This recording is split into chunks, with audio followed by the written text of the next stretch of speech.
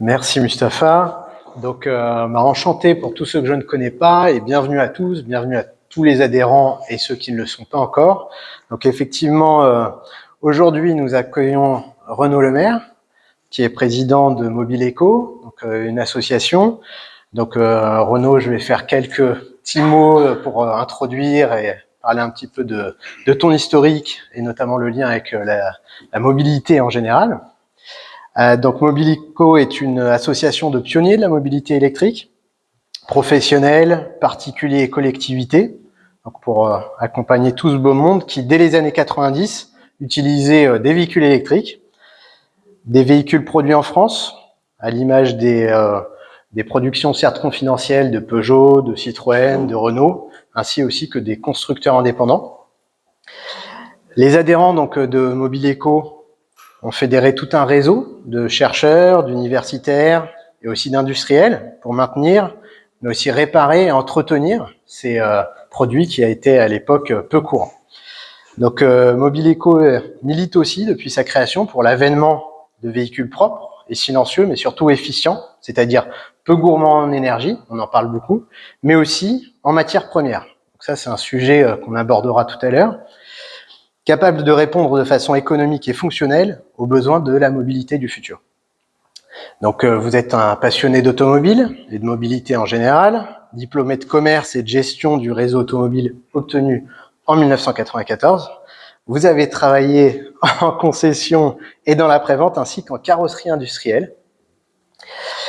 Vous avez occupé des fonctions de responsable d'atelier de maintenance en industrie et cofondé une entreprise de fabrication de batteries.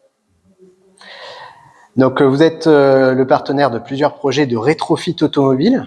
Donc, le rétrofit, l'adaptation, vous allez le dire mieux que moi, mais l'adaptation sur des véhicules qui ont déjà été produits de technologies plus avancées et plus propres. Et sur ces véhicules anciens, mais ça peut être aussi des véhicules plus récents. Donc, vous allez nous en dire, bien sûr, un peu plus. Et à ce titre, vous participez aux activités du Syndicat national des professions de l'automobile dans le groupe Mobiliance, c'est ça? Donc c'est donc sur cette thématique passionnante, donc qui est passionnante pour tout le monde, moi y compris, comme l'a dit Mustapha, c'est une partie de mon parcours. Je sais aussi que dans l'audience, on a non seulement des passionnés, mais aussi des experts du sujet. Donc je ne fais pas forcément partie des experts, mais en tout cas des passionnés par mon parcours. Donc j'aurai le plaisir de vous accompagner aujourd'hui pour cette séance. Et donc peut-être pour commencer, on s'est un petit peu présenté. On va pas faire un tour de table avec tout le monde, mais voir à main levée un petit peu par rapport aux mobilités électriques, qui en est où et qui a franchi le pas. Est-ce qu'il y a des utilisateurs de véhicules électriques aujourd'hui? Ouais, très bien. Des véhicules hybrides? Il y a les vélos, oui, ah oui, ça inclut tout, ouais. Vélo, ouais, ah oui, ok. Hybride? Ouais, ok. Énergie alternative? Ah, vous, ouais, exactement, ouais. Très bien. Donc, on a un public qui est assez, assez varié dans ses usages. Et je vous laisse la parole, Renaud.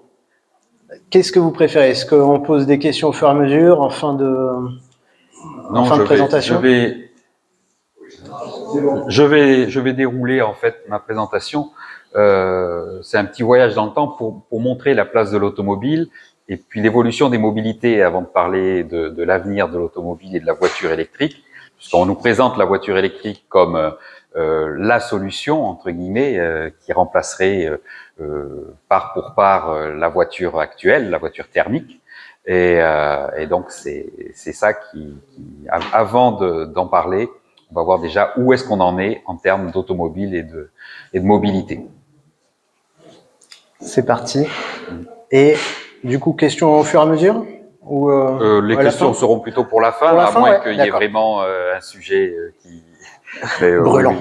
Brûlant. Mais oui, en principe, je prévois les questions à la fin. Ok. Oui, donc l'idée c'est de dresser un petit bilan de 100 ans d'automobile, enfin 100 ans, elle existe soi-disant depuis beaucoup plus longtemps que ça, mais et on va la voir sur notre territoire ici. Alors, en fait, la mobilité et l'automobile, la question se pose selon les territoires. C'est pas du tout les mêmes problématiques que l'on soit en ville, que l'on soit en banlieue ou que l'on soit en milieu rural. Et ce n'est pas non plus la même problématique que l'on soit en ville et que l'on y reste, ou que l'on aille travailler à l'extérieur, que l'on soit en banlieue et que l'on aille travailler dans une zone industrielle ou une autre banlieue, ou en ville, ou que l'on soit en milieu rural et que l'on doive venir en ville travailler. Je vais aborder donc de ce point de vue-là un petit peu la sociologie de la mobilité, tout ce qu'elle a représenté depuis un siècle. Parce qu'en fait, on s'est rendu compte que le temps de déplacement est resté globalement constant depuis un siècle. La seule chose, c'est que chaque fois qu'une mobilité venait se superposer à une précédente, les temps de transport restaient les mêmes, c'est juste les distances qui augmentaient. C'est-à-dire que ça nous a permis d'avoir des mobilités plus sophistiquées, de nous éloigner de notre lieu de travail. La liberté de déplacement que ça a procuré. Alors j'ai fait des recherches par rapport à la civilisation des loisirs qu'on nous a inventés, et en fait, ce sont des termes marketing, mais la civilisation des loisirs n'est pas si représentative que ça dans nos mobilités. L'image de soi, ça c'est ce qu'on appelle en marketing la pyramide de Maslow. Il y a eu le besoin d'appartenance, les besoins primaires qu'on ait comme étant le fait de pouvoir s'alimenter, se loger, se vêtir. Et après, une fois ces besoins assouvis, on a besoin de représenter quelque chose, d'appartenir à un groupe social, etc. Et l'automobile a été un outil pour projeter de soi une image particulière. Et puis, cette automobile, aujourd'hui, elle a été depuis, par le biais du marketing, érigée en solution universelle. Peut-être certains connaissent le nom d'Édouard Bernays, qui a dit quelque part que nous manipuler était son métier, et il a parfaitement réussi dans cette tâche pour nous faire adopter beaucoup de choses et créer la société consumériste que l'on connaît. Et donc l'apogée de cet endoctrinement, on l'a vu par exemple en France dans les années 80 avec l'arrivée des monospaces, où on nous a vendu ces véhicules comme des véhicules universels qui pouvaient tout faire. Mais aller en ville avec un monospace, c'est pas toujours pratique quand on doit se garer, même si on peut partir en vacances, transporter des choses, sa famille, etc. Et puis actuellement, bien les monospaces ont été remplacés par des SUV qui permettent de voir de plus haut, qui sont plus gros, plus lourds, et qui favorisent aussi une estime de soi valorisante. Voilà. Et tout cela, c'est reconsidéré aujourd'hui. C'est reconsidéré sur l'autel de l'efficacité. Quand on a besoin de se déplacer, on a un temps imparti pour aller d'un point à un autre, et il se trouve que ce temps devient de plus en plus difficile il est de plus en plus contraint, avec de plus en plus d'aléas, de circulation, de coûts, etc. Et là, on s'aperçoit que d'autres solutions qui sont généralement plus légères permettent de faire le travail de façon plus efficace et même moins cher. Le cadre institutionnel, c'est la liberté de circuler, le partage de l'espace public. Quand l'automobile est arrivée, tout fonctionnait sans véritable régulation, où elle était implicite. Et dès que l'automobile est arrivée, elle a créé beaucoup de désordre, et il a fallu légiférer, il a fallu mettre tout cela en ordre pour que l'automobile puisse se développer en fonction de tout son environnement. Donc on abordera les restrictions de régulation, les nuisances, l'impact environnemental et les questions de stationnement sur la voie publique. Le cadre géographique, la mobilité urbaine, l'espacement urbain, la mobilité rurale, j'en ai un petit peu parlé. Tout cela a modelé nos territoires au niveau des infrastructures et a créé tout un cadre qui aujourd'hui est normal, mais qui a énormément évolué, comme vous allez le voir, en 100 ans. Et actuellement, donc, la société civile, les politiques, les associations de citoyens ou des organisations supranationales veulent reprendre la main sur l'omniprésence de l'usage, c'est-à-dire en fait impulser une mise aux normes environnementales, sociales, etc. de nos façons de nous déplacer, pour qu'elles soient un peu plus durables, qu'elles soient avec des conséquences sanitaires moindres, etc. Peut-être connaissez-vous donc le pont de Pierre, avec en face la gare d'Orléans, comme on l'appelait. C'était le terminus du Paris-Orléans. C'était la première gare qui est arrivée à Bordeaux. Et sur le pont de Pierre, nous sommes il y a exactement 100 ans, en 1924 en fait. On ne voit aucune voiture, ou quasiment très peu, peut-être une, il y en a peut-être une sur cette photo. On voit un tramway, parce que le tramway depuis 1902 traversait la Garonne et il était déjà électrifié. Mais sinon, pour le reste, on voit des piétons, des voitures à cheval. Et donc, c'était il y a 100 ans, alors que l'automobile était officiellement née environ 40 ans plus tôt. Donc, l'Automobile Club du Sud-Ouest, qui était l'Automobile Club de Bordeaux, il date de 1897. Il avait une vingtaine de membres à l'époque. Enfin, c'était vraiment extrêmement confidentiel. Et en 1924, il y avait même pas 10 000 automobiles qui circulaient en Gironde, dont environ les 3/4 sur l'agglomération bordelaise. Donc 1884, comme je le disais, c'est autour de cette date qu'on situe l'invention de l'automobile moderne. Alors, en faisant des recherches pour cette présentation, je me suis rendu compte que l'histoire est pleine de surprises, parce que en fait, elle aurait même peut-être été inventée 10 ans auparavant, mais en Autriche par un juif. Et quand l'Allemagne nazie a annexé l'Autriche, elle s'est empressée de détruire le musée, les prototypes, les plans et toutes les photos de ce véhicule, pour que ce soit l'invention de Karl Benz et William Daimler qui soit la première automobile de l'histoire, et non pas celle de Siegfried Marcus. Donc, c'est la même chose pour le vélo qui est en illustration. En fait, il a été inventé à Bordeaux, celui-là, par Georges Juzan. Le brevet a été déposé en 1885 et on attribue pourtant en 1885 l'invention de la bicyclette à un Anglais qui s'appelait Lawson. Voilà. Et celle de l'Anglais était beaucoup plus éloignée, les roues n'étaient pas de la même taille, etc., de celle de Monsieur Juzan, qui pourtant avait gagné des compétitions, etc. Donc, l'histoire est toujours pleine de surprises et on croit la connaître, on la redécouvre tout le temps. 1884, donc c'est l'invention de cette bicyclette. Et ensuite, en 1891, une des inventions marquantes pour l'automobile, c'est celle du pneu Michelin démontable. Alors Michelin ne faisait qu'améliorer une invention de l'anglais Dunlop, et en fait, le fait qu'il soit démontable était quelque chose de fondamental pour le développement, le remplacement des roues qui à l'époque étaient beaucoup moins durables qu'aujourd'hui.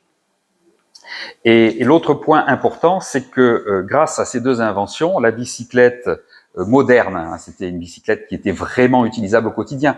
Auparavant, les grands-bis, c'était des véhicules, c'était des objets de luxe déjà, très très rares, et qui étaient en fait des jouets pour les grands bourgeois, les gens riches qui paradaient dans les parcs avec, mais ce n'était pas un moyen de déplacement, même si le Grand-Bis avait fait la preuve que l'on pouvait se déplacer aussi vite, voire plus vite qu'un cheval, sur des distances de plusieurs dizaines de kilomètres. Et donc ça, c'était quelque chose de fondamental.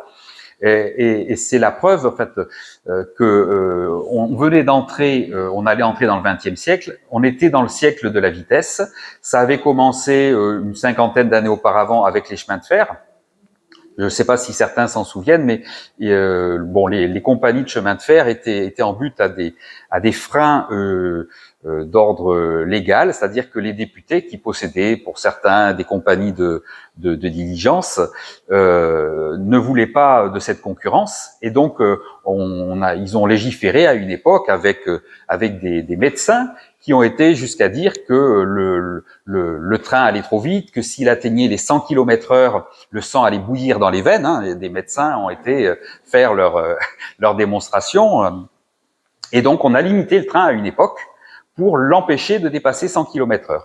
Malgré tout, même en allant au-dessous de 100 km/h, quand il fallait 15 jours pour faire Paris-Marseille ou une semaine pour faire Paris-Bordeaux en diligence, et qu'on a réussi à le faire en moins de 2 jours, voire de 24 heures pour Paris-Marseille et 1 jour environ pour Paris-Bordeaux, eh bien, l'affaire était gagnée et ces compagnies de diligence avaient perdu. Voilà.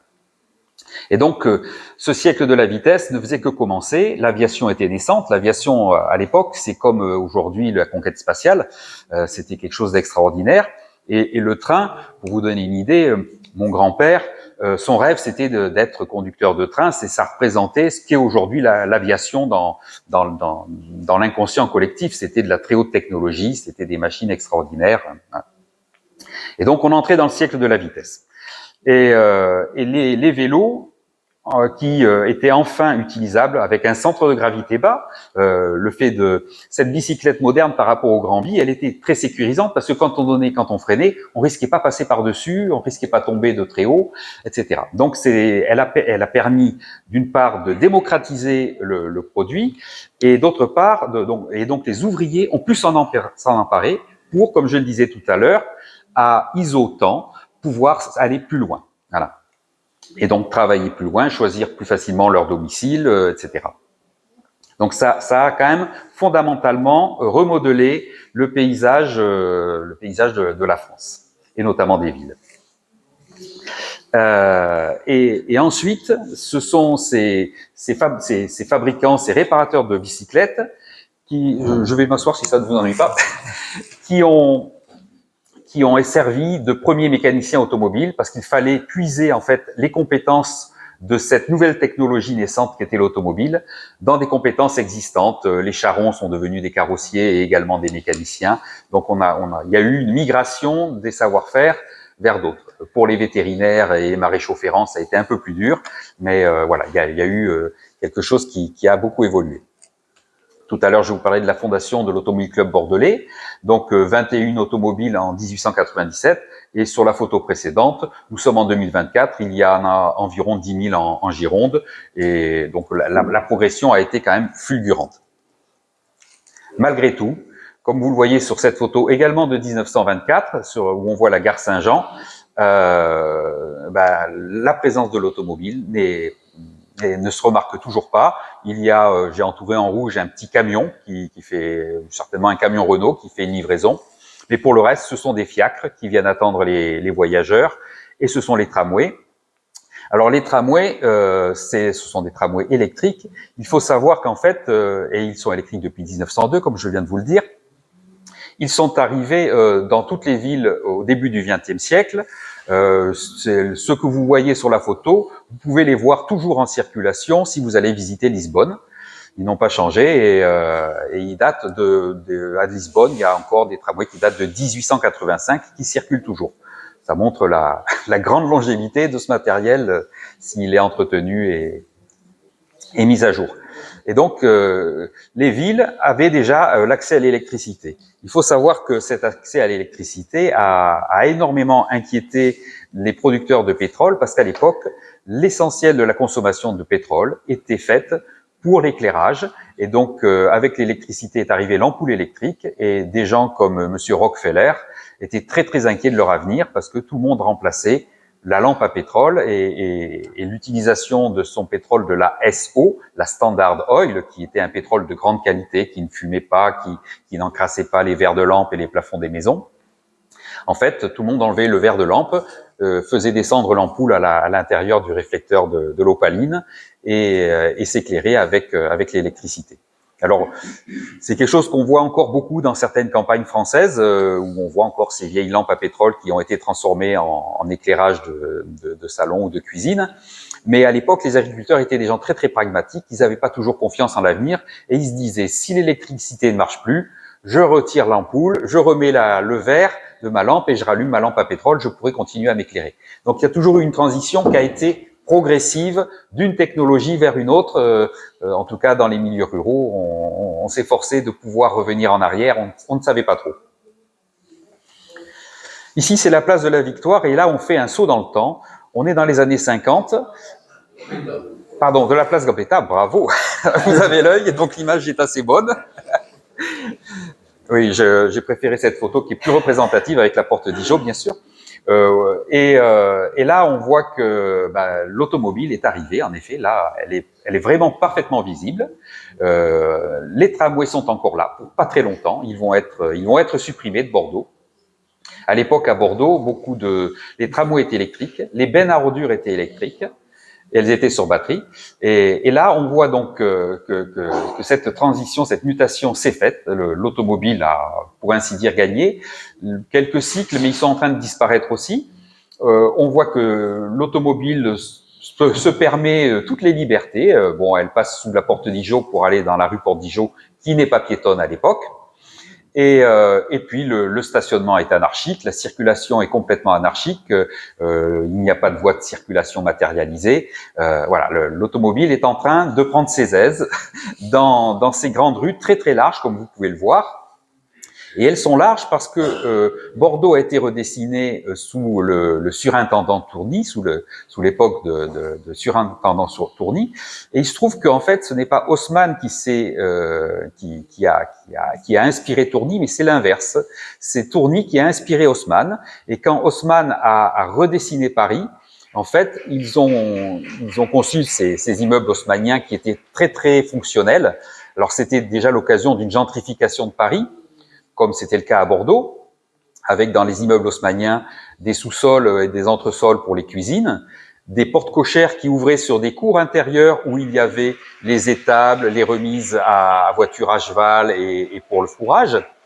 Et puis dans les étages, on mettait vivaient les notables et les gens de la ville qui logeaient juste sous les toits, les domestiques dans les chambres sous les toits. Donc ça permettait d'avoir le personnel aussi à disposition et qu'il n'ait pas besoin de se déplacer pour faire des longs trajets pour venir se rendre au travail.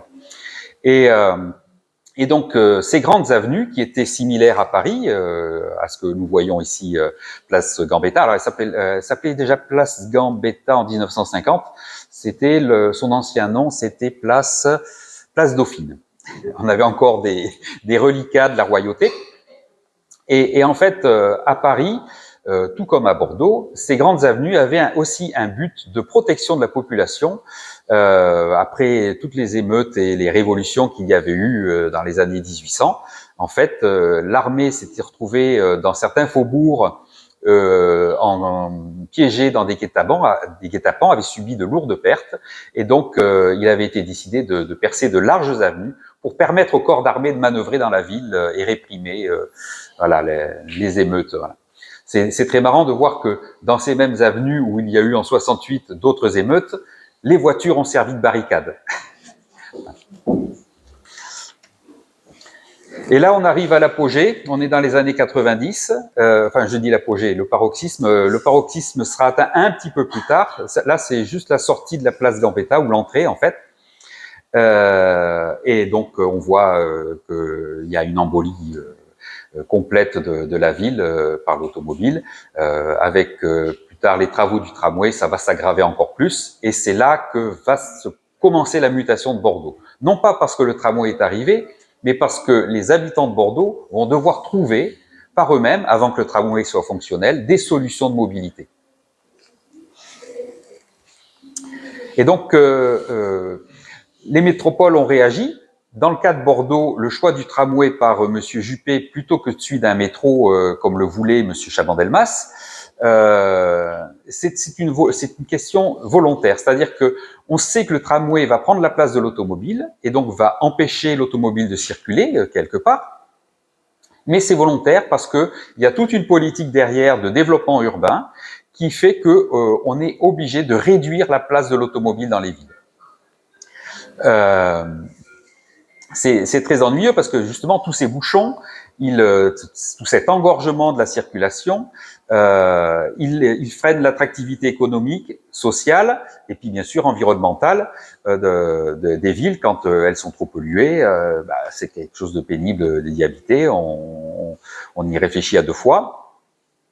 Et donc la politique sous-jacente de toutes les grandes métropoles, D'ailleurs, quand on parle de métropole à Bordeaux, en fait, c'est un terme nouveau, mais c'est une volonté de Bordeaux d'avoir plus de population pour avoir plus de droits au niveau européen, elle rentre dans une autre catégorie de ville et donc ça lui permet de faire d'autres types de développement.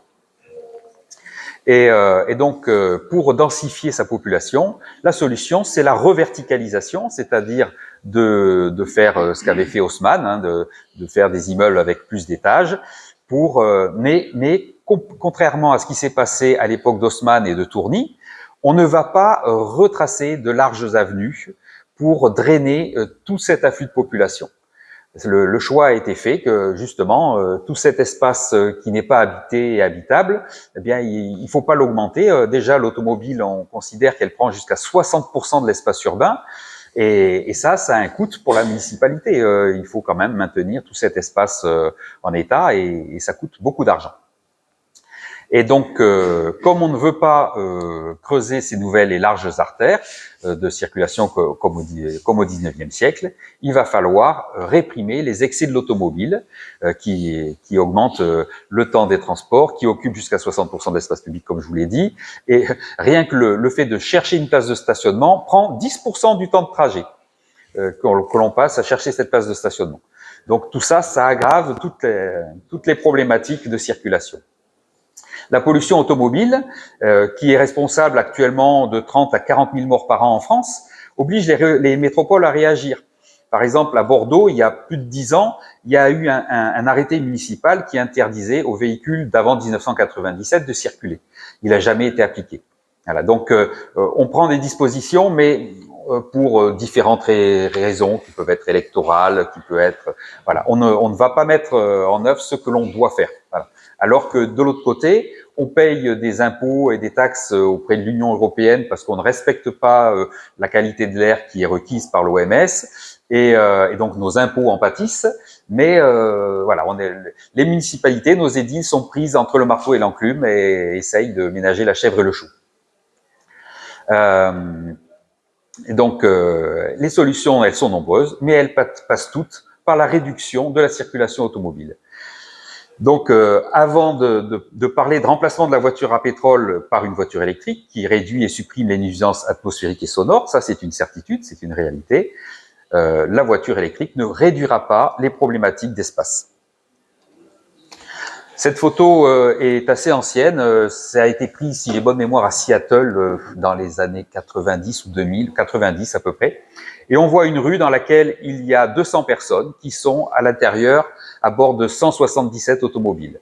La photo juste à droite montre les mêmes personnes, mais sans leur voiture.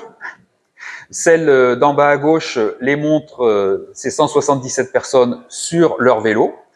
Et la photo en bas à droite les montre à bord de 3 bus, de la place occupée par 3 bus. Voilà. Donc on voit de suite la solution que les pouvoirs publics ont choisie pour résoudre leurs problèmes de trafic et de déplacement en ville. Alors c'est clair que chasser l'automobile, c'est quelque chose qui est indispensable pour revitaliser les villes d'aujourd'hui. Il y a plein d'autres stratégies qui sont mises en œuvre. La plus grosse problématique, c'est qu'en fait, les automobilistes les subissent sans les comprendre, sans les anticiper, parce qu'il n'y a pas de pédagogie de la part des municipalités. Voilà. Toutes ces choses-là ne sont pas expliquées. On ne dit pas aux citoyens que l'on va devoir, et un jour, ils se rendent compte que en rentrant de vacances, par exemple, les boulevards ont perdu une voie de circulation, qu'au lieu d'avoir 2 fois 2 voies, il y a 2 fois une voie, puis une voie de bus et vélo, mais d'un seul coup, ils ont perdu une voie de circulation sur les boulevards bordelais. Voilà. Et ça, c'était indispensable à faire, parce que, en fait, 100 mètres de boulevard bordelais, quand c'est embouteillé, eh bien, la pollution qui est générée par ces automobiles est très, très supérieure à ce que nous disent les médias et les pouvoirs publics, parce que on parle de CO2 en fait, et on réduit la pollution à cette seule part du CO2, alors qu'elle est très très supérieure. C'est-à-dire qu'il faut savoir qu'en fait, le CO2 c'est juste le carbone du carburant qui a réagi avec l'oxygène de l'air. Quand on se rappelle que l'oxygène de l'air, eh bien c'est 20% environ de la composition de l'air, on oublie tous les 80% qui restent, et donc ça représente globalement une voiture qui, dans ces années 90, tournait au ralenti sans avancer. Elle consommait environ l'air de 100 personnes. Et donc, un boulevard, vous preniez 100 mètres de boulevard, c'était 5000 personnes. Voilà, il y avait une consommation d'air par ces voitures qui étaient sur 100 mètres de boulevard arrêtés par un embouteillage à 5000 personnes. Donc, vous imaginez ce que ça représente. Vous prenez 500-600 mètres de rocade arrêtés dans les deux sens au niveau de Floirac ou de Gradignan. C'est l'air de 30 000 personnes, c'est-à-dire plus que la population de la commune qui est à côté. Donc, on a des problématiques environnementales qui sont très très importantes. Et tout ça, ça a été tout ce discours. Édouard Bernays l'avait également théorisé. En fait, ça a été construit, c'est-à-dire que quand on parle de litres au 100 km pour la consommation d'une automobile, on ne va parler que de grammes par kilomètre pour parler des émissions de CO2, au lieu de parler de kilos au 100 km. Et puis on va ne parler que de CO2 au lieu de parler. Voilà, une voiture consomme, donc prend environ au ralenti 1 mètre cube d'air par minute. Elle recrache par l'échappement environ 1 mètre cube de gaz d'échappement, qui sont donc mortels. Ils sont débarrassés de leur oxygène vital. Ce mètre cube, c'est pas des grammes, c'est 1 kilo. 1 mètre cube d'air, c'est un peu plus d'1 kilo, 1 kilo 2, je crois. Voilà. Et donc, quand on raisonne en kilos et en mètres cubes, c'est autre chose que de raisonner en grammes et en kilomètres. Voilà. Et puis moi, je vous parle par minute aussi. J'ai oublié de le dire, c'est par minute. Voilà. Donc on est en temps constant. Donc, pollution, consommation d'énergie, ressources fossiles. La pollution sonore, c'est une nuisance à grande distance. Elle fut traitée très rapidement quand les premières automobiles sont arrivées, parce que pour coexister et cohabiter avec la traction animale, ça posait d'énormes problèmes. Les chevaux étaient effrayés, les riverains aussi n'appréciaient pas du tout d'être réveillés, d'être dérangés par le bruit, le vacarme des véhicules à thermique. Donc très rapidement, on a quand même modéré avec des systèmes de silencieux le bruit émis par les véhicules. Et puis ça s'est développé. Aujourd'hui, une voiture essence neuve, on ne l'entend pas dans la circulation, on ne l'entend pas quand elle est au ralenti. Ça se dégrade avec le temps, mais il faut savoir qu'aujourd'hui, on considère que les nuisances sonores causent plus de morts que la pollution atmosphérique. Mais les études ne veulent pas la quantifier. La pollution atmosphérique, donc, elle représente en moyenne mondiale une diminution de l'espérance de vie de 1,8 ans. Là, c'est la pollution atmosphérique globale. Hein, je ne parle pas des transports, je parle et elle est majoritairement d'origine anthropique, c'est-à-dire causée par l'homme. Selon l'Institut de politique énergétique de l'Université de Chicago, donc l'EPIC, mais selon les conditions atmosphériques et géographiques. Cette réduction de l'espérance de vie peut atteindre 10 ans dans des villes très très polluées comme New Delhi, c'est avéré. Ou être ponctuelle, comme lors d'anticyclones. C'est des conditions climatiques qui créent comme un couvercle au-dessus d'une zone géographique. Ça peut être une vallée, ça peut être une ville, une cuvette, et elle empêche la pollution émise justement par les activités humaines et anthropiques de s'évacuer. On a connu un épisode de ce genre il y a une dizaine d'années à Bordeaux. C'est la raison pour laquelle il y a eu cet arrêté municipal dont je parlais. Et pendant une dizaine de jours, alors que Bordeaux se croyait à l'abri justement à cause de la proximité de la mer de ce genre de phénomène atmosphérique, on a explosé les pics de pollution pendant quelques jours, quelques semaines, et voilà, ça a créé. Et puis bien sûr, c'est reporté auprès de l'OMS, auprès de l'Union européenne, et ça crée d'autres conséquences financières, voilà. Et l'un des épisodes remarquables justement de pollution ponctuelle a été à Téhéran, où en 2006, on a déploré subitement la mort de 3600 personnes en novembre par un infarctus du myocarde. Parce qu'en fait, il faut savoir que la pollution automobile, on parle du CO2 qui n'est pas, en fait, c'est un gaz à effet de serre, mais ce n'est pas un gaz toxique. Alors bien sûr, si on ne respire que de ça, les conséquences sont létales. Mais le CO2, tout le monde en consomme. On en a dans l'eau gazeuse. Voilà, c'est quelque chose. On en émet, bien sûr. Et donc, ce n'est pas un toxique remarquable à ce point. C'est surtout un gaz à effet de serre. Mais par contre, nos véhicules émettent d'autres polluants, comme les oxydes d'azote, qui eux sont beaucoup plus dangereux, avec des conséquences sur des cancers et sur la fragilisation des parois vasculaires, et notamment quand on parle d'accident vasculaire cérébral, les AVC, etc., ont la pollution automobile a une grande responsabilité dans justement l'augmentation de ce type de maladie. Alors il y a des phénomènes, des effets cocktails, mais c'est reconnu.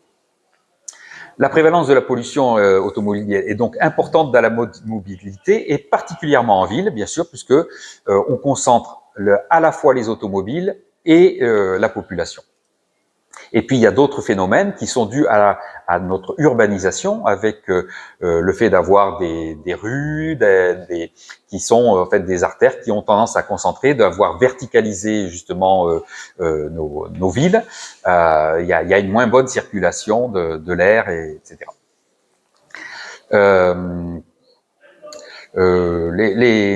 Cette prévalence, en fait, la pollution automobile a commencé à être prise en compte réellement dans les années 70. Bon, c'est les Américains qui étaient le plus impactés par cette pollution parce qu'ils avaient des voitures beaucoup plus gourmandes et beaucoup plus émettrices. Et donc ils ont émis le Clean Air Act, mais c'est à peu près à la même période où en France on a commencé à avoir des stations de carburation, etc., et des carburateurs beaucoup plus évolués pour limiter cette pollution. Aux États-Unis, il a été relevé que la mise en place de toutes ces mesures a permis d'augmenter l'espérance de vie de 1 an et demi, ce qui est quand même remarquable. Voilà. Sur un petit phénomène qui s'attaquait, alors ils se sont attaqués aux automobiles et également aux émissions industrielles à l'époque. Donc les constructeurs automobiles et pétroliers résistent pour des motifs qui sont économiques. Ils résistent aux injonctions et ils obligent les pouvoirs politiques qui les obligent à des mesures autoritaires et contraignantes, notamment la suppression du plomb dans le carburant et du soufre a été très très tardive. Alors, dans le cas du plomb, il y avait des normes environnementales, c'était des problèmes des pluies acides qui ont été relevés à une certaine époque. Et dans le cas du soufre, les soufres les plus acides. Alors, le plomb causait quoi? Cancer. C'était le saturnisme, c'était aussi des problèmes de cancer et d'empoisonnement. Et donc voilà, donc le soufre. Et petite anecdote, donc quand ils ont été obligés de retirer le soufre du carburant, ils ont utilisé un catalyseur en grande quantité. Ils étaient parmi les premiers consommateurs de ce catalyseur et c'était du cobalt. Et ça, on n'en parle pas. Par contre, le cobalt, non? Vous n'êtes pas d'accord? On a retiré le plomb du carburant. Oui. Les petits servants qui étaient dedans. Absolument, le plomb tétraéthyle. Oui. On a mis ce qui est encore plus toxique. Enfin, ah. C'est pas toxique en tant que poison létal, mais qui est toxique à la respiration. On a mis du benzène. Oui, tout à fait. Mélangé à l'essence. C'est de cette époque-là qu'il y a l'obligation des stations d'aspirer. Absolument, la réaspiration lors du refueling, oui. Quand vous faites votre plein, vous mettez pas de projet parce que c'est une réaspiration partielle. Tout à fait. Et le problème du catalyseur, les catalytiques d'essence, par exemple, en fait, ne passe pas du tout dans l'air. C'est-à-dire que les produits de catalyse restent dans le catalyseur. Oui. Voilà. Voilà. Et ce qui me dit par contre, sur l'utilisation de métaux utilisés dans le cobalt, notre hydrocarbures, peut-être que vous allez dire, en fait, c'est qu'en fait, on utilise beaucoup de métaux toxiques dans le raffinage des hydrocarbures pour des problèmes de filtration. C'est pas le niveau pour vous dire pourquoi exactement, mais voilà. Tout à fait. On accuse les batteries d'utiliser des métaux extraordinaires, mais en fait, ces métaux, on les utilise déjà en très grande quantité dans le raffinage Dans le raffinage et dans les catalyseurs, le rhodium, le palladium, le platine un petit peu, enfin voilà, de moins en moins. Voilà. Ce qu'on appelle les platinoïdes, en fait, tous ces métaux sont en effet recherchés pour leur faculté de catalyse d'autres matières, tout à fait.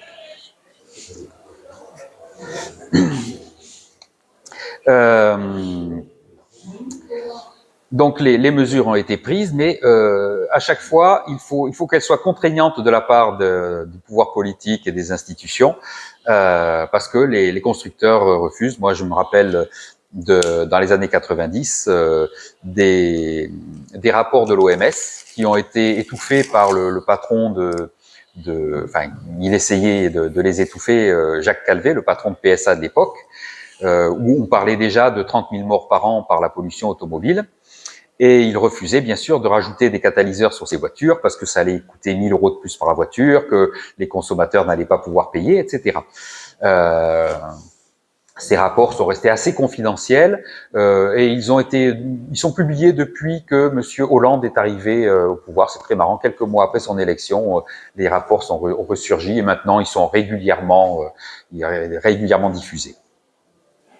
Je crois que pour 2023, on a parlé de 38 000 morts par an en France, selon l'OMS. Et ils sont en plus validés par les autorités sanitaires françaises. Ce n'est pas juste voilà.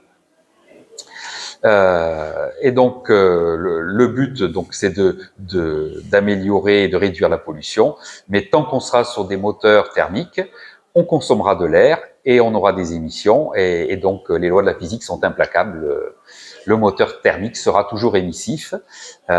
Donc, c'est pour ça que les choix du véhicule électrique et de l'abandon du thermique par les politiques est complètement cohérent et rationnel par rapport à cette problématique d'émission des véhicules. Maintenant, on va voir s'il se tient pour le reste. Voilà. La quantité d'énergie contenue dans 1 litre de carburant est d'environ 10 kWh. On brûle ce carburant pour faire l'énergie qui est mécanique qui va propulser les véhicules, hors éthanol qui contient un peu moins d'énergie. Donc, mais le rendement des moteurs thermiques permet de n'en retirer que. Alors en fait, le rendement théorique d'un moteur thermique est aux alentours, enfin suivant qu'il s'agisse d'un essence ou d'un diesel, un petit peu au-dessous ou un petit peu au-dessus de 40%. Mais le problème, c'est que ce moteur thermique, il peut rarement travailler dans son point de rendement maximum. Et donc, on est plutôt autour de 25% d'énergie restituée pour se déplacer. Et les 75% restants, ils sont perdus sous forme de chaleur, de bruit, de frottement, d'usure, etc. Pardon ? Que chaleur. Que chaleur. Le bruit... Le reste, ça s'ajoute. Le frottement et le bruit, ça s'ajoute. Le rendement... Alors, le frottement, c'est également du dégagement de chaleur. Je veux dire, c'est le 27% de rendement. Oui. C'est le cycle normal de transformation. De l'énergie. Oui, le reste, donc énergie plus chaleur. Absolument. C'est ça. Énergie plus chaleur, puisque le frottement, c'est également de la chaleur. Le son, le bruit, ça n'en est pas, mais le son, c'est quand même le bruit, c'est de l'énergie. Ça fait quelques pourcents de plus. C'est minime, c'est en fait.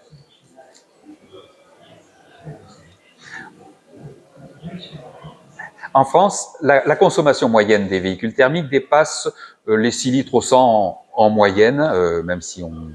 Voilà. Ce qui représente donc plus de 60 kWh au 100 km. Voilà. La consommation des véhicules électriques se situe entre 12 et 20 kWh au 100 km, soit l'équivalent de 1,2 à 2 litres de carburant. Donc, quand on voit déjà cette différence de quantité d'énergie pour un véhicule équivalent, on comprend très très bien l'intérêt du véhicule électrique.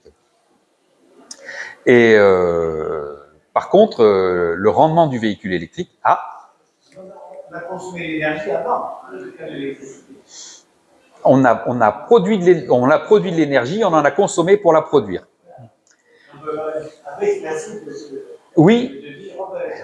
Alors là, on aborde la Je vous question. propose, on garde les questions. Oui, Peut-être on oui, va dérouler oui, la présentation. Gardez vos questions bien précieusement. On pourra revenir dessus. On peut, enfin, c'est que là, on va parler de. Ce monsieur parle de ce qu'on appelle le wheel to wheel, le rendement du puits à la roue. Et en fait, cette question, on l'aborde systématiquement dès qu'il s'agit d'électricité. Combien on a d'énergie primaire pour produire l'électricité qui fera avancer la voiture. Et on n'aborde pas quand il s'agit de pétrole et de carburant. Et ça, c'est alors pourquoi? Parce que c'est très difficile. Ça dépend d'où provient le carburant. Alors que pour l'électricité, on sait beaucoup plus facilement si elle provient d'un barrage, si elle provient d'une centrale nucléaire, d'une centrale à charbon ou d'une centrale au pétrole.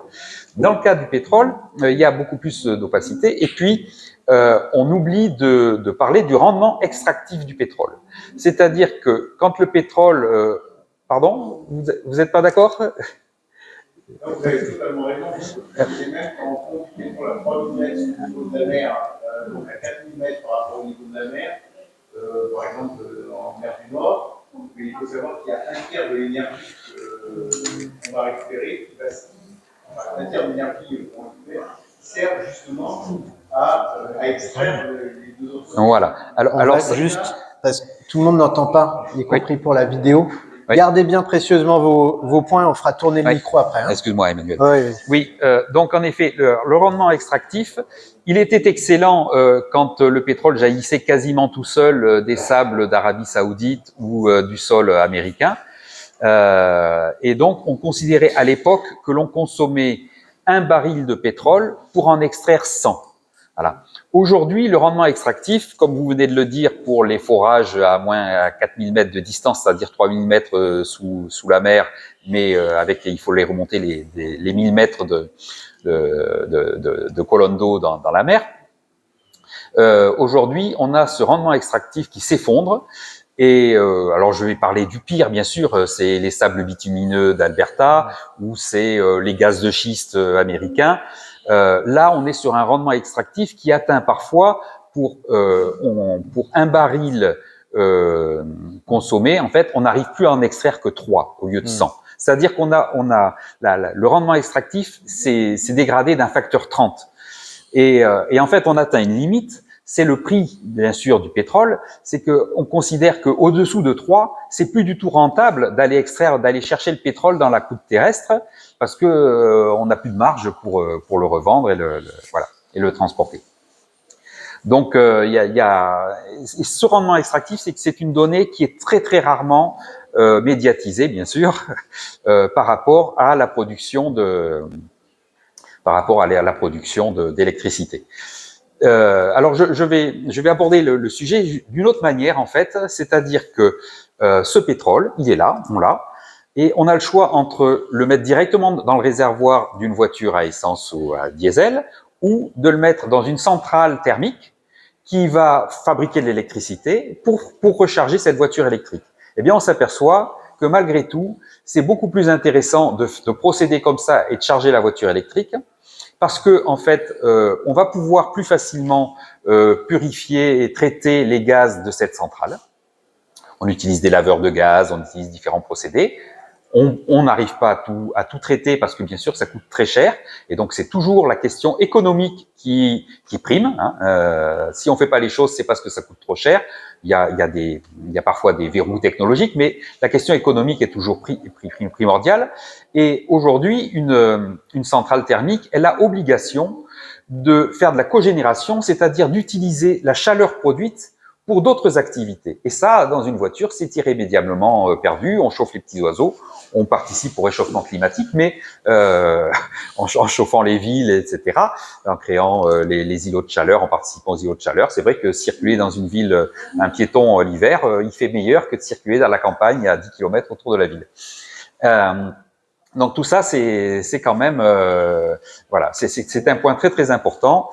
L'utilisation de l'énergie fossile directement dans une centrale à énergie fossile pour faire marcher une voiture électrique reste quand même malgré toutes les pertes en ligne, malgré tout, beaucoup plus intéressant parce qu'on peut faire de la cogénération. Quand je parle d'utilisation de la chaleur, ici, on a nos centrales qui brûlent encore nos déchets ménagers. Elles chauffent des dizaines de milliers d'habitations. Voilà, sur la rive droite et je crois aussi ici sur la rive gauche à Bègle. Et donc c'est une obligation, une centrale thermique, parce que en fait globalement en France, à part les centrales photovoltaïques et les centrales hydrauliques, on ne sait fabriquer de l'électricité qu'en faisant bouillir de l'eau dans une machine à vapeur. Voilà, on est encore à l'ère de la machine à vapeur. Et si l'on réfléchit, si l'on théorise un petit peu, une voiture thermique, ce n'est qu'une amélioration de la locomotive à vapeur, c'est-à-dire qu'au lieu d'avoir une chaudière et d'injecter de la vapeur sous pression dans un piston, on va créer cette dilatation et cette pression directement dans le piston en enflammant un carburant qui va chauffer de l'air, qui contient un petit peu d'eau, qui va se dilater et qui va permettre de repousser ce piston et créer cette force mécanique. Donc cette étape chaleur et reste un grand problème de notre production d'énergie mondialisée. Je vais revenir un petit peu sur les véhicules pour parler des différences de rendement selon l'utilisation du véhicule. Lors de courts trajets en ville, la consommation est fortement impactée par le poids du véhicule, mais aussi par la violence des accélérations, par le fait de freiner brutalement, donc par le fait que le véhicule a un cheminement qui est saccadé, d'accélération, ralentissement, etc. Sur route, c'est la vitesse et l'aérodynamique qui deviennent prépondérantes et qui font croître la consommation au cube de la vitesse. Globalement, au-delà de 70 km/h, les forces aérodynamiques deviennent prépondérantes et donc plus on roule vite, plus on consomme. Et moi, je me rappelle sur une Citroën que j'avais il y a une vingtaine d'années, c'était clairement marqué sur le manuel du constructeur que de rouler à 110 au lieu de 130 me faisait économiser 25% de carburant. Voilà. Et aujourd'hui, c'est des choses qui ont tendance à être mises en question sur les réseaux sociaux, que des voitures diesel extraordinaires consomment rien à 130 et consommeraient plus à 110. C'est absolument impossible. Enfin, même avec des mauvais étagements de boîte de vitesse, la voiture consomme mathématiquement plus en roulant plus vite. Voilà. Et c'est pour ça que nos gouvernements essayent de réduire la vitesse maxi sur autoroute et sur route, en plus de réduire les impacts et la gravité de l'accidentologie, parce que d'avoir un choc à 110 ou à 130, c'est pas du tout les mêmes conséquences en termes de survivance des blessés. Et là, je vous ai montré deux voitures. Celle de gauche, c'est la mienne. C'est une petite Volkswagen. Elle est merveilleuse. Elle consomme, comme je le disais tout à l'heure, l'équivalent de 12 kWh au 100 en règle générale. Quand je roule pas sur autoroute. Parce que quand je roule sur autoroute, elle est pas du tout aérodynamique et ça monte à 25 kWh au 100. Et alors qu'elle ne pèse que 1100 kg. Donc, quand on dit qu'une voiture électrique, c'est très lourd, non, elles peuvent être raisonnablement légères. Voilà. À droite, c'est une des voitures les plus vendues dans le monde, une voiture électrique, c'est la Tesla Model 3. Et elle est, comme vous pouvez le voir, très bien profilée. Et au contraire, à 130 km/h sur autoroute, elle est capable de consommer 17 kWh d'énergie, alors que j'en consomme 25 avec la petite voiture bleue qui est à côté. Mais par contre, la Tesla Model 3, elle fait 1800 kg. C'est quand même beaucoup plus lourd. Voilà. Mais sur autoroute, globalement, le poids ne va pas l'impacter. Alors justement, ça nous permet de parler de la construction de nos automobiles et de leur impact sur les ressources. Donc, je viens de parler du poids, et le poids, bien sûr, c'est plus de matières premières extraites. Et pour un ingénieur, une réflexion d'ingénieur, se dire qu'on construit une machine qui pèse plus d'une tonne, maintenant souvent plus de 2 tonnes, pour transporter le plus souvent 80 kg de viande, c'est quand même un échec intellectuel pour un ingénieur. Le vélo, de ce côté-là, est remarquable parce qu'avec 10-15 kg de ferraille, on arrive à transporter les mêmes 80 kg de viande. Bon, il faut faire un petit peu d'effort, mais voilà. L'autre aspect qui est intéressant pour un ingénieur, c'est la durabilité. Je l'aborderai un petit peu plus tard. Donc, le véhicule électrique, il a l'énorme avantage de permettre de repenser toute l'architecture du véhicule. On peut faire des véhicules électriques où on met les moteurs directement dans les roues.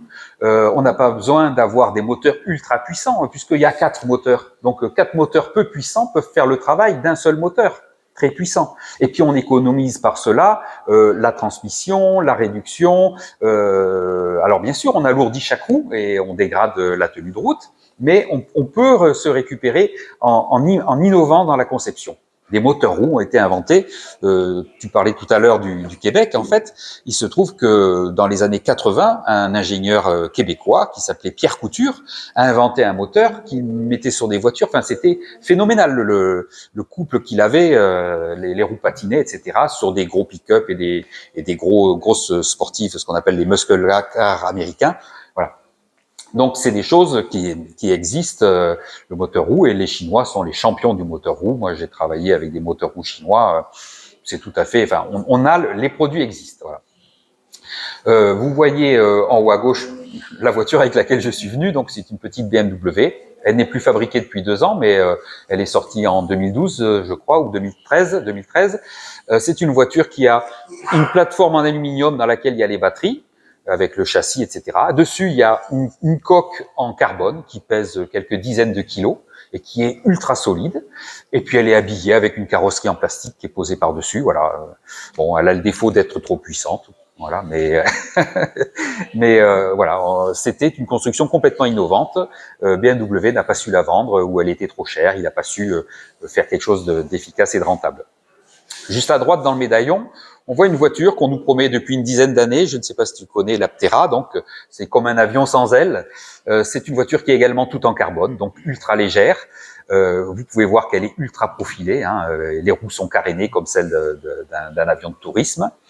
Et cette voiture promet même, c'est entre 700 et 1000 et quelques kilomètres d'autonomie. Enfin voilà, elle consomme l'équivalent pareil d'un litre au 100 pour ainsi dire. Enfin voilà, c'est en électricité. Et pour couronner le tout, elle peut optionnellement être recouverte de panneaux solaires qui représentent, et ce n'est pas du tout une utopie, un nombre de kilomètres qui est assez considérable à l'année si elle est exposée au soleil. Voilà.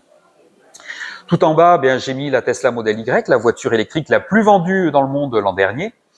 Et elle aussi, elle a une fabrication disruptive.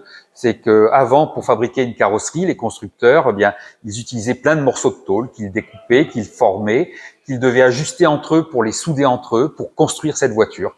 Eh bien, Tesla, il a dit, mais moi, je veux construire une voiture comme on construisait une petite voiture jouet, Majorette, Nos Rêves, Matchbox, pour ceux qui ont connu. C'est-à-dire, je veux mouler la voiture. Voilà, simplement d'une seule pièce, je veux faire un moule, je moule la voiture et puis je mets les roues, je mets le moteur, les batteries par en dessous et puis voilà, c'est fini. Et sur cette Tesla Model Y, il moule la partie avant, il moule la partie arrière en une seule pièce d'aluminium. Ça lui prend quelques secondes alors que ça prend beaucoup plus de temps pour les autres. Pardon ? Oui, j'ai cru que vous vouliez dire quelque chose. Et après, il rassemble ces 3-4 morceaux. La batterie, il met les sièges dessus, il enfile la batterie par le dessous et la voiture est finie. Voilà. Et il met 10 heures pour fabriquer une voiture quand ses concurrents chez Volkswagen mettent 30 heures. Et le temps, c'est de l'argent, la messe est dite. C'est pour ça que Tesla fabrique des voitures et gagne plus d'argent que les autres en les fabriquant en les vendant au même prix. Pardon ? Voilà. Donc, bien sûr, il est bien connu que la voiture électrique est plus polluante à la fabrication que la voiture thermique. Alors, j'ai pris l'un des nombreux graphes qui existent sur le thème. Celui-là vient de Carbone 4. Malheureusement, il parle que des 200 000 kilomètres. En général, on considère que la voiture électrique est plus écologique, entre guillemets, et moins émissive en CO2 que la voiture thermique à partir de 60 000 km. Là, c'est sur 200 000 km, donc le différentiel est bien sûr énormément en faveur de la voiture électrique. On voit tout à fait en bas en noir l'impact carbone de la construction et de la fin de vie, donc du recyclage ou plutôt du décyclage de la voiture. Donc les aciers, enfin tout ce qui la compose. On voit en bleu la petite bande dans le cas des hybrides rechargeables. Le VHR, c'est le véhicule hybride rechargeable qui a une petite batterie qui lui permet de faire des petits trajets. Et dans le cas de la voiture électrique, eh bien, cette batterie est beaucoup plus grosse, mais elle n'est quand même pas aussi émissive en termes d'impact environnemental que le reste de la fabrication du véhicule. Et puis après, on voit en orange le coût d'usage, et c'est principalement bien l'énergie. Il y a un peu de consommation d'huile, de vidange et autres dans le cas des voitures thermiques, mais dans le cas du véhicule électrique, eh bien, ce n'est que l'électricité. Et là, on voit l'énorme ratio.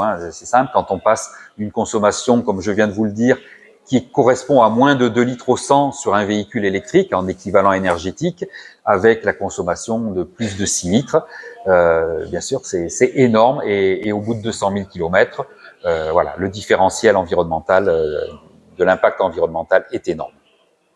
Globalement, on considère que sur la durée de vie à une centaine ou 150 000 kilomètres, une voiture électrique aura eu un impact environnemental 3 fois moindre que la voiture thermique. Mais surtout, ce qui sera très très intéressant, c'est que au sujet de cet impact environnemental, dans le cas des émissions de la voiture thermique, il sera irrémédiablement perdu une fois sorti par le pot d'échappement. Personne ne rattrape ce qui en est sorti. Dans le cas de la voiture électrique, les matières premières, elles seront ici, en France, voilà. Et donc la mine qui a été exploité pour produire le lithium et tous les composants de la batterie, puisque c'est la batterie qui a un fort impact par rapport au véhicule électrique, eh bien, tous ces composants seront ici et représenteront un énorme intérêt. Donc, comme je vous disais, la voiture électrique est 3 fois moins impactante en CO2, mais peut-on faire mieux? Donc, on va analyser un petit peu son cycle de vie. On va le comparer à d'autres machines comme des tracteurs agricoles, des machines industrielles. Et il se trouve qu'un tracteur agricole, il n'a pas un compteur kilométrique. C'est pas les kilomètres qui comptent pour l'utilisateur d'un tracteur agricole. Il a un compteur en heures qui lui dit, bah là, il faut aller faire la vidange, là, il faut aller vérifier si le filtre à air n'est pas encrassé, etc. Et donc, c'est en nombre d'heures. Et un tracteur électrique, et de même dans une usine, les machines d'une usine ont également des compteurs horaires qui permettent de savoir, et quand une pièce tombe en panne, ben, on relève le compteur pour savoir combien de temps la pièce a tenu, parce que c'est très important pour les analystes financiers de l'entreprise, les comptables, ils veulent savoir combien coûte réellement la machine. Ils ont toujours les yeux fixés sur leur tableau de bord économique, et comme voilà. Et donc un tracteur agricole, 30 000 heures, c'est le minimum avant d'avoir des gros frais d'entretien. Une machine dans une industrie, c'est bien plus, mais 30 000 heures, c'est la durée de vie minimum d'un roulement à billes, par exemple, dans une machine. Eh bien, la voiture, l'automobile, elle... Non, vous n'êtes pas d'accord? La durée de vie d'une automobile, la durée d'usage, c'est en moyenne entre 5 et 8 000 heures. Ça aurait tendance, et au bout de 8 000 heures, ben en fait, elle est déjà détruite et recyclée pour faire autre chose. Et 8 000 heures, alors ça aurait tendance à augmenter parce que on roule de moins en moins vite.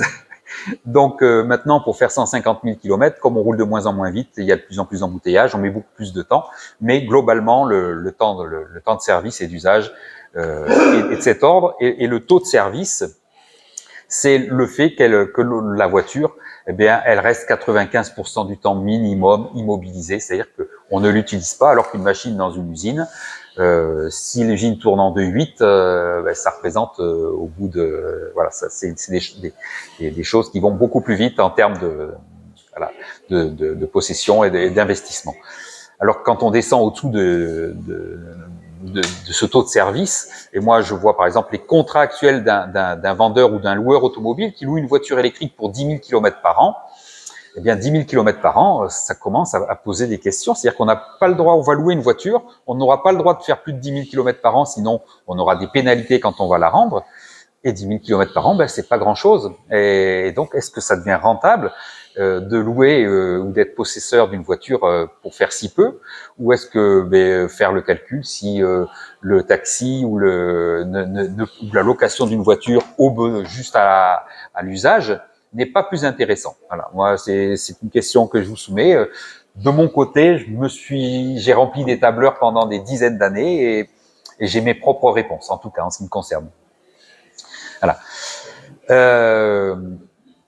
le véhicule et tous les véhicules vont être concernés. De nouvelles lois et de nouveaux organismes, si vous allez sur les sites du gouvernement, vous allez pouvoir trouver les lois AGEC, qui s'appelle la loi anti-gaspillage et économie circulaire. Il y a chaque année des nouvelles étapes qui augmentent les critères et qui durcissent tous les critères qui tournent autour de tous les biens de consommation, et la voiture n'en est pas exclue.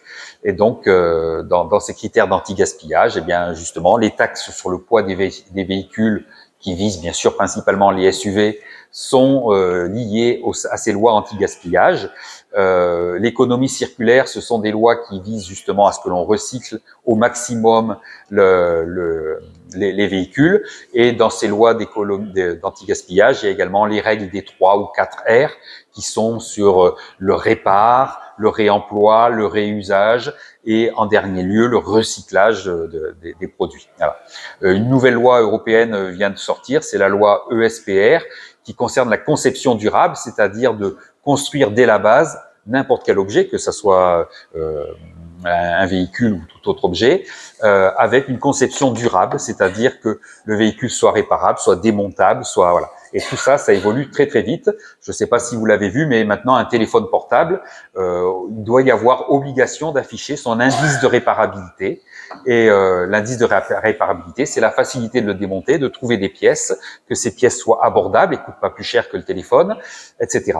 Et il y a également, dans le cadre de ces lois, des indices sur l'obsolescence programmée des logiciels. Par exemple, un portable, eh bien, on considère que c'est 7 ans et qu'au bout de 7 ans, il y a eu plusieurs phases de mise à jour logicielle et qu'un portable n'est plus utilisable. Le mien, mon téléphone portable est à l'agonie actuellement parce qu'il est dans cette situation-là. Et malheureusement, je dois le remplacer. Et alors que je n'en ai pas envie. Et donc, cette obsolescence logicielle est également une problématique majeure de l'automobile, car depuis une dizaine, quinzaine d'années, les constructeurs automobiles ont verrouillé informatiquement leurs calculateurs pour empêcher que d'autres ou les personnes agréées puissent rentrer dans leur calculateur électronique, les mettre à jour, les modifier, les améliorer. Voilà. Donc ça, ce sont des choses qui commencent à rentrer sous l'oculaire de la loi, qui regarde un petit peu tout ce qui se produit à ce niveau-là. Des associations aussi ou des organismes comme HOP, Halte à l'obsolescence programmée, sont en train de travailler. Et puis d'autres pans de la société, comme les assureurs, commencent eux aussi à se pencher sur la question, parce que ça coûte cher quand une voiture part au rebut parce qu'elle a eu un choc et qu'elle n'est pas réparable. Je viens de tomber sur un scandale, un truc incroyable. Toutes les voitures modernes maintenant ont ce qu'on appelle une signature lumineuse, c'est-à-dire qu'elles ont des LED qui font tout le devant de la calandre, qui représentent chez certains des griffes, chez d'autres des virgules, voilà. À l'arrière également, eh bien le fait d'avoir un petit choc et que ces LED soient détruites, les pièces détachées valent jusqu'à 15 000 € pour remplacer ces LED chez certains constructeurs. Vous imaginez le scandale que ça représente pour quelques grammes de plastique et de diode. Voilà. Donc tout ça, ce sont des choses qui doivent rentrer en ligne de compte sur la place actuelle de l'automobile et les dérives dans laquelle elle est. Voilà. Donc, qui établit ces cahiers des charges? Est-ce que ce sont les ingénieurs? Est-ce que ce sont les financiers? Ou plutôt les designers, les marketeurs? Voilà. La taille et le poids des véhicules, ils ne cessent de croître. Et peut-on enrayer cela? Et je vous ai mis en illustration une voiture. Est-ce que certains la connaissent ici? Hein? Alors, il n'y a pas grand monde qui la connaît. Mais cette voiture... Pardon? C'est une Muliez, non? Non, c'est la... Schwarzenegger. Ah, ça, je ne sais pas s'il était capable de rentrer dedans. Alors, c'est de Guinègre, non? C'est pas celle-là? Non, cette voiture, c'est une Mia électrique. C'est une voiture fabriquée en Aquitaine. La fin de fabrication date d'il y a 10 ans. Donc cette Mia électrique était fabriquée dans les anciennes usines de Liège. Oui, c'est ça. Et elle pesait, celle-ci, là, celle que l'on voit à l'écran, dans les 700 kilos. Elle roulait jusqu'à 100 km/h, elle avait jusqu'à 150 km d'autonomie. Elle était merveilleuse, elle faisait demi-tour sur place dans une rue parce qu'elle est ultra maniable. On peut monter, se faufiler, voilà. Eh bien, cette voiture qui a coûté entre 10 et presque 20 000 €, selon les modèles, parce qu'il y avait des versions luxueuses, ne s'est pas vendue. Voilà. Elle était fabriquée en Aquitaine, elle s'est pas vendue, alors que c'était une voiture extraordinaire, très agréable à utiliser. Elle avait la particularité d'avoir le volant au milieu et elle permettait de descendre à gauche ou à droite. Et ça pouvait paraître perturbant, en fait, on s'y fait au bout de quelques kilomètres. Ce n'est pas gênant d'avoir le volant au milieu de la voiture. Mais ça tenait très bien la route, hein. C'était Michelin qui avait conçu le... Alors voilà, alors là on aborde un autre sujet. Alors elle a été redessinée par d'autres designers, mais en effet, et ma femme n'en a pas voulu à l'époque, alors que je lui ai proposé de l'acheter. On roulait à l'époque en Peugeot 106 électrique, à l'époque où Peugeot était le leader mondial de la voiture électrique. Et elle a dit oui, mais j'en veux pas, parce que quand j'ai dit à mon travail que j'allais avoir une voiture électrique, les gens m'ont dit « Oh ben tu vas avoir une voiture Playmobil ». Et donc ils ont été extrêmement surpris de la voir arriver avec une Peugeot 106 qui était la même qu'une voiture essence ou diesel. Et quand elle a vu cette voiture-là, elle a dit non, mais mes collègues vont dire que je suis à nouveau en voiture Playmobil. Ils ont fait une voiture qui a un aspect ridicule. Et voilà. Et donc ça a peut-être été la raison de l'échec, alors que le prix n'était pas sa raison et son utilité. Enfin, c'était une voiture qui était remarquable en de nombreux points. Voilà. Donc ça me permet de faire la transition vers les véhicules intermédiaires. C'est une opportunité phénoménale pour la France d'aller dans le sens de tout ce que le bon sens nous dicte, de faire des véhicules qui sont situés entre le vélo et l'automobile actuelle, qui sont à moins de 500 kilos et qui répondent aux véritables besoins de mobilité que l'on a. Voilà.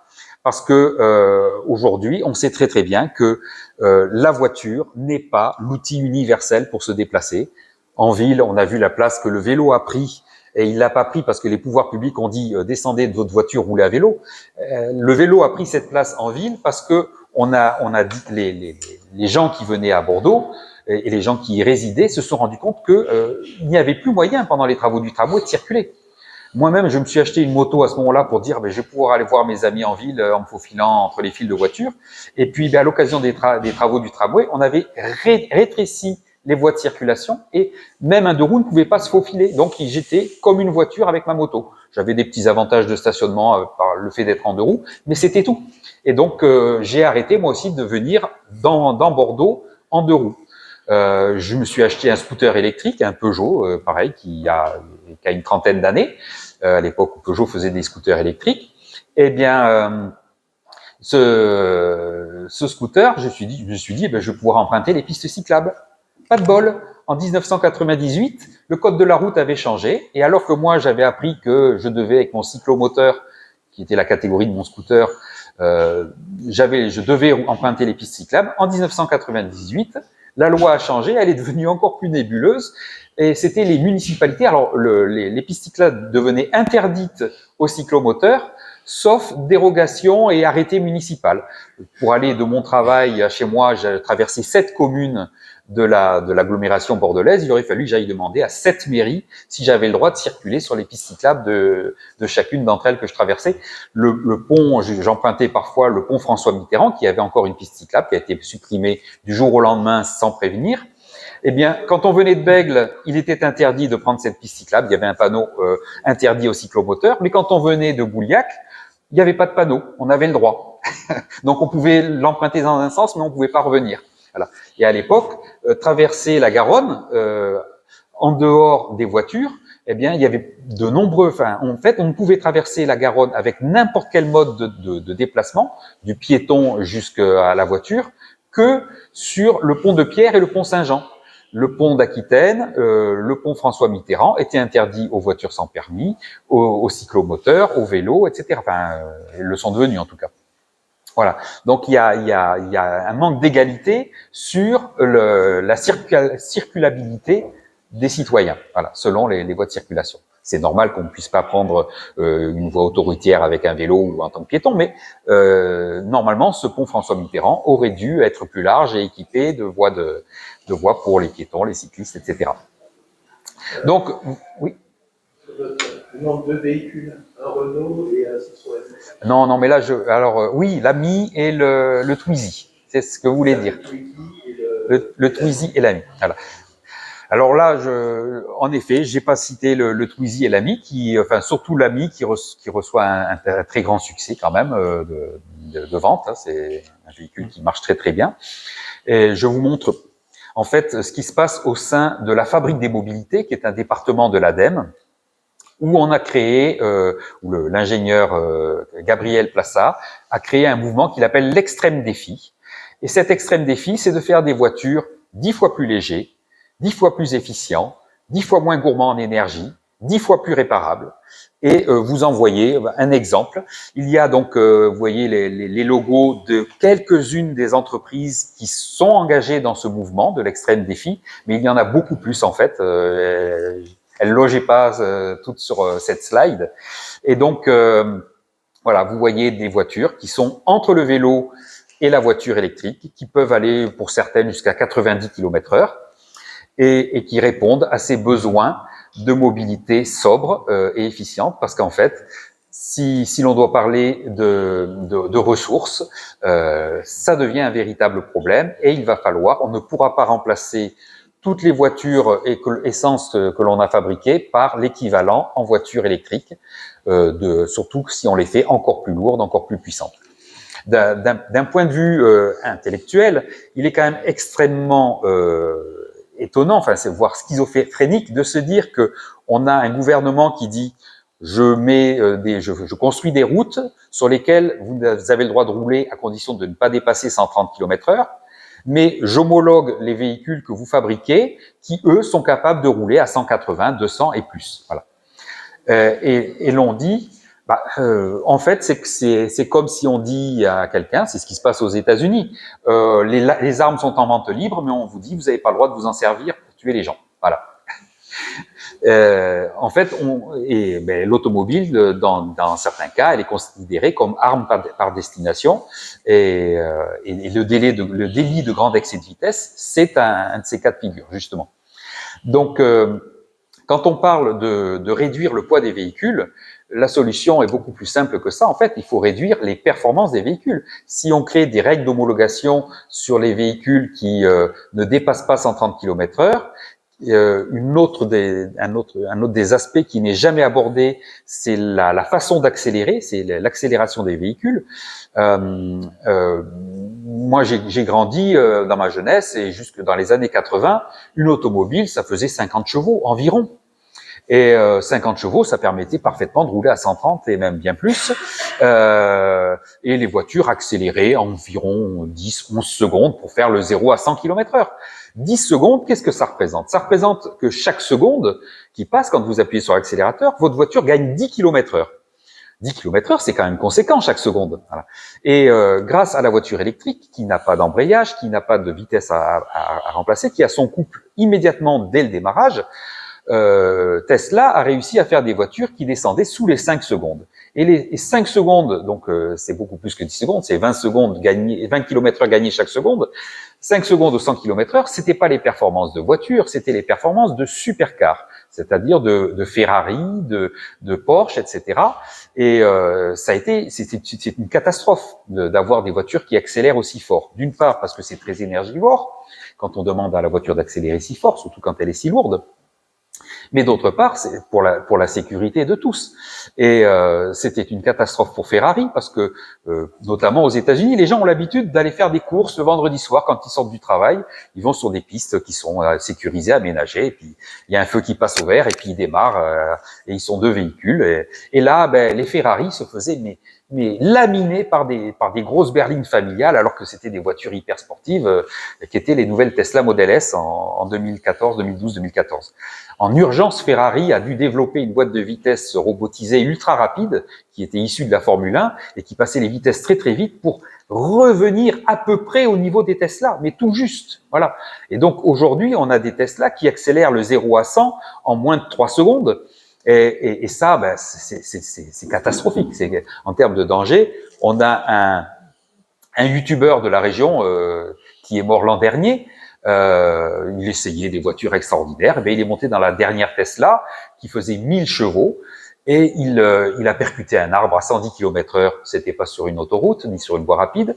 La voiture s'est coupée en deux, a pris feu, etc. Et il est mort sur le coup, voilà, en laissant. Voilà. Donc la puissance et l'accélération, la violence de l'accélération, c'est quelque chose d'extrêmement dangereux et c'est peut-être vers un peu plus de raison qu'il faudrait aller.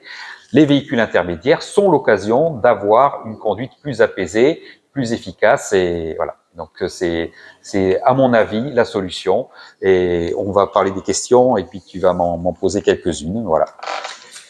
Voilà.